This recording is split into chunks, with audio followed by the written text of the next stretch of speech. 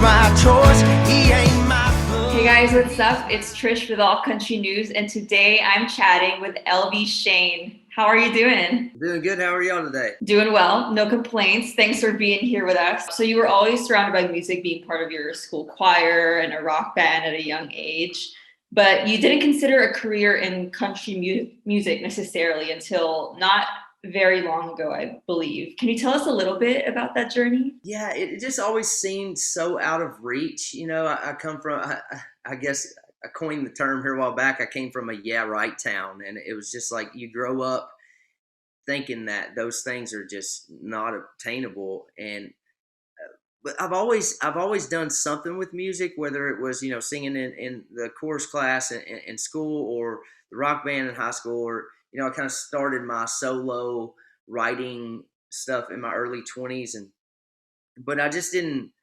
It was also in my early 20s. It kind of got associated with a negative way of living. So when I met my wife, I kind of I put my guitar in the closet, and that's where it stayed for a few years. And then met some friends that had a band. Some of my wife's friends from high school, they had started a band and were touring around doing casinos and bars and stuff. And I just started hanging out with them, and they introduced me to Chris Stapleton early on, the Steel Drivers.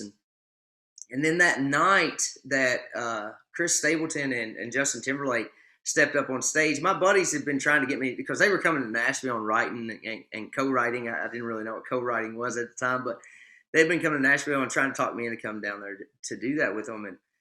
And I was just like, man, I just don't feel like what I want to do fits in with what's really prevalent right now in country music.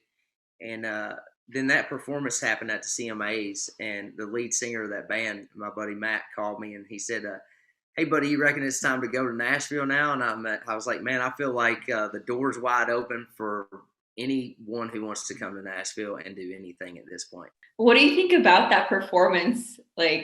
Was different for you? You had the current king of pop over here on one side of the stage, and then you've got like this hillbilly rocking, Jesus looking dude over here that's just so country and bluesy and soulful and come from the same place that I did, and culture and everything. And then JT with this more urban thing going on, and this R&B and hip hop and pop mixed in, and it's like it all came together so beautifully on stage. I was like, man, I mean, if all of that can collide and create something so amazing, then there's room everywhere in our genre. And I think on a daily basis on the radio we hear that, right?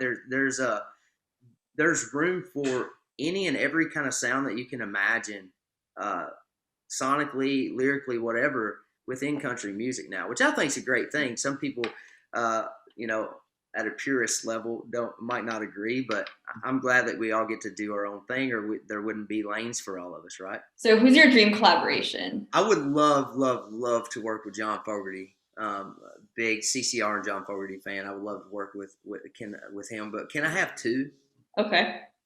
We were talking about like seeing those people from opposite ends of the spectrum, and I've got an immense amount of respect for Post Malone's work and stuff. So like, I mean, we know Post Malone's way up here and Elvie's way down here, but it would be a cool collaboration one of these days. That's gotta happen. That's actually my next question. Who's an unexpected collaboration you'd want to do apart from Post Malone? Yeah, Imagine Dragons. So you're on a road trip with your family. Whose album is playing?